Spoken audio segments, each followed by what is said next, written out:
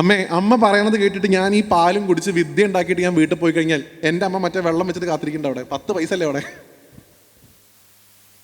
ഇനിയിപ്പോൾ അമ്മ പറയണ കേട്ടിട്ട് ഈ തൈരും കുടിച്ചിട്ട് ഞാൻ പോയി കഴിഞ്ഞ് എനിക്ക് പൈസ ഉണ്ടായി, പേര് എഴുതാൻ പറ്റിയില്ലെങ്കിൽ 2 അക്ഷരം കൂട്ടി വായിക്കാൻ പറ്റിയില്ലെങ്കിൽ എത്ര കോടിക്കണക്കിന് ഉറുപ്പിണ്ടായിട്ട് എന്താ കാര്യം? ഞാൻ 2 എടുത്ത് കുടിച്ചിട്ടുണ്ട്, അമ്മയെ കൊണ്ട് ചെയ്യാൻ പറ്റുന്ന അമ്മ ചെയ്യുന്ന പറഞ്ഞത്. ഇങ്ങനെ ആർക്കേ പറയാൻ പറ്റുള്ളൂ? മക്കൾക്കേ പറയാൻ പറ്റുള്ളൂ, ഭക്തർക്ക് പറയാൻ പറ്റില്ല. ഇപ്പം ഞാൻ എൻ്റെ അമ്മ ബിരിയാണി ഉണ്ടാക്കാൻ വറുത്ത് വെച്ചിരിക്കണം, നെയ്യിൽ വറുത്ത് അണ്ടിപ്പരിപ്പെടുത്തിട്ട് കഴിച്ചിട്ട് ഞാൻ അമ്മയോട് പറയാറുണ്ട്, അമ്മയെ കൊണ്ട് ചെയ്യാൻ പറ്റുന്നത് ചെയ്യും. കാരണം എനിക്കറിയാം എൻ്റെ അമ്മേനെ കൊല്ലില്ലാന്ന്. മക്കൾക്കേ അത് പറ്റുള്ളൂ. ഞാൻ ആനീസ് കിച്ചണിൽ പോയിട്ട് ആനി ചേച്ചി വറുത്ത് വെച്ചിരിക്കുന്ന അണ്ടിപ്പരിപ്പ് മുന്തിരി നിന്ന് ഞാൻ വിവരം അറിയും. കാരണം അതെൻ്റെ വീടല്ല, എനിക്കിട്ട് യാതൊരു ബന്ധമുള്ള ആളല്ല. എനിക്ക് എല്ലാ ലൈസൻസും ആരോട് എടുക്കാൻ പറ്റുള്ളൂ? അമ്മയോട്. പക്ഷെ ഒരു കാരണവശാലും മറക്കാൻ പാടില്ലാത്തത് അമ്മയുടെ മകനാണ് എന്നുള്ളതും മകനുള്ള ഉത്തരവാദിത്തങ്ങളും മറന്നുകൊണ്ടാവരുത് മറ്റെന്തും. ആ ഉത്തരവാദിത്വമാണ് നമ്മളും അമ്മയും തമ്മിലുള്ള ബന്ധത്തെ നിലനിർത്തുന്നത്, ആ സ്നേഹ ഉത്തരവാദിത്വം. ഒരു പട്ട് കൊടുത്തിട്ട് നമുക്ക് പറയാൻ സാധിക്കണം, എൻ്റെ അമ്മ ഈ പട്ടുടുത്ത് എനിക്ക് കാണാൻ സാധിക്കണം, എൻ്റെ അമ്മയെ കാണാൻ എന്ത് ഭംഗിയാണ്. ഒരു ചെമ്പരത്തി മാല കൊടുത്തിട്ട് നമുക്ക് പറയാൻ സാധിക്കണം, ഈ മാല ഇട്ടിട്ട് കാണാൻ എൻ്റെ അമ്മയെ കാണാൻ നല്ല ഭംഗിയുണ്ടെന്ന്. അല്ലാതെ ഇത് എടുത്തിട്ട് iPhone 17 Pro Max തരണേ, അതല്ല. എന്തൊക്കെയാണ് കമ്പയർ ചെയ്യുന്നത്? ഒരു ചെമ്പരത്തി മാലയും BMW കാറും തമ്മിലുള്ള കമ്പാരിസൺ ആണ് ഇന്ന് പലയിടത്തും നടന്നുകൊണ്ടിരിക്കുന്നത്. ഗുരുവായൂരപ്പനാണെങ്കിൽ പിന്നെ കല്യാണം നടത്തൽ മാത്രമേ ഇപ്പോൾ ജോലിയുള്ളൂ, അതുകൊണ്ട് അദ്ദേഹത്തിന് വലിയ പ്രയാസമില്ല. എൻ്റെ ഉണ്ണിയേട്ടനായിട്ട് വന്ന എൻ്റെ കല്യാണം നടത്തരുത് കൃഷ്ണ ആവട്ടെ. പക്ഷെ ഒരു തരത്തിലുള്ള ഈ കച്ചവട വ്യാപാരങ്ങളും ഇല്ലാതെ നമുക്ക് ചോദിക്കാൻ സാധിക്കണം, കടമുണ്ട് കടം മാറ്റി തരണം, രോഗമുണ്ട് രോഗം മാറ്റി തരണം. ഇതൊക്കെ സാധിക്കുന്നത് സ്വന്തം അമ്മയോടാണെന്നാണ് ഞാൻ പറഞ്ഞു വരുന്നത്. അതിന് പറ്റിയ അന്തരീക്ഷമാണ് ഈ കലശക്കാലം.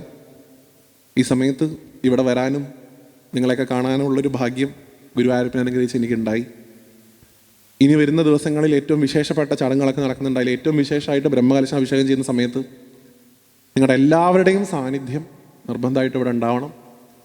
കലശാഭിഷേകം ചെയ്യുന്ന സമയത്ത് നിങ്ങൾക്ക് മനസ്സിൽ സങ്കല്പിക്കാൻ സാധിക്കണം, എനിക്കും എനിക്ക് ശേഷം വരുന്ന തലമുറയ്ക്കും എത്ര കാലം ഞങ്ങളുടെ വേരുകൾ ഈ ഭൂമിയിലുണ്ടോ അത്രയും തലമുറകൾക്ക് അഭയമായിട്ട് അവർക്കൊരാപത്ത് വരുമ്പോൾ അമ്മയെന്ന് വിളിക്കാൻ, അമ്മ ഈ നാട്ടിൽ എന്നും ഞങ്ങളുടെ കൂടെ ഉണ്ടാവണേ എന്ന് അമ്മയോട് പ്രാർത്ഥിക്കാൻ നമുക്ക് സാധിക്കേണ്ടതായിട്ടുണ്ട്.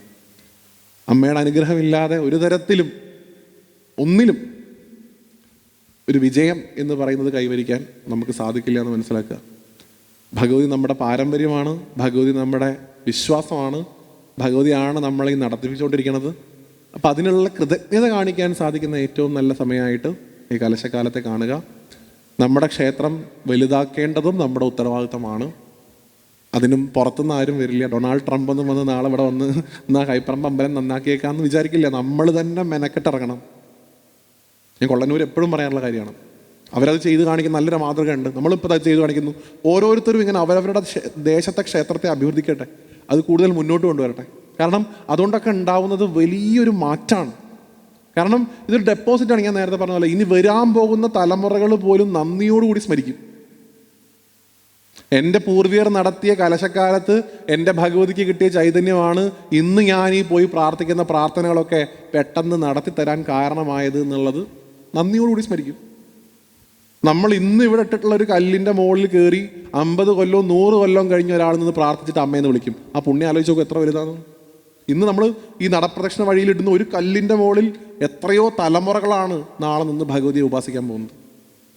അതുകൊണ്ടാണ് ക്ഷേത്രത്തിലേക്ക് കൊടുക്കുന്ന സമർപ്പണങ്ങൾക്ക് ഇത്രയും വലിയ ഒരു സ്ഥാനം കൽപ്പിച്ചുള്ളത്. അത് പണമായിട്ടോ ദ്രവ്യമായിട്ടോ സാധിക്കില്ലെങ്കിൽ വേണ്ട, മനസ്സ് നിറഞ്ഞു കൊടുക്കും.